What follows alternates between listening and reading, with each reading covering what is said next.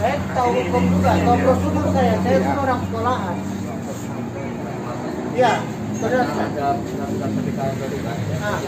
Iya. Mulai besok yang tanggal 12 tidak boleh ada menerima angkringan lagi Pak, kecuali di bus. Itu sampai jam 8 malam. Dibatasi. Dibatasi.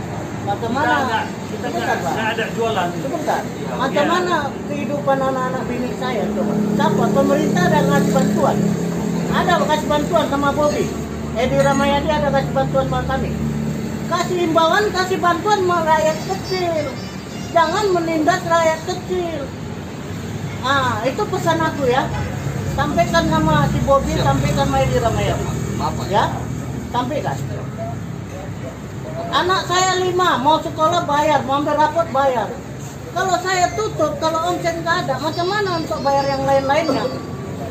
Ya, saya tahu aturan, saya pun orang sekolahan.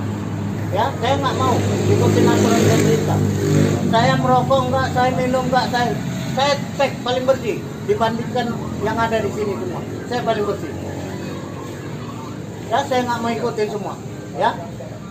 Udah, itu aja. Jangan, aku nggak mau terima surat-surat itu. Nggak mau terima. Ini rumah saya.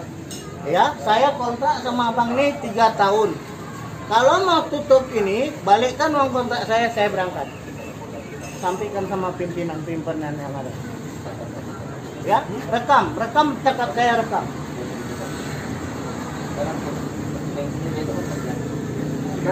Terima kasih Pak ya. Sorry Pak, saya hanya Ya. Anak 5, ingat, bilang sama pimpinan 5, butuh sekolah, butuh biaya hidup. Ya. Apa ke sana? Ya, sudah jangan kita lagi Kak. Kalau tidak bisa baru ini. Yang bayar minuman kalian siapa? Orang ini. Yang bayar minuman kalian siapa?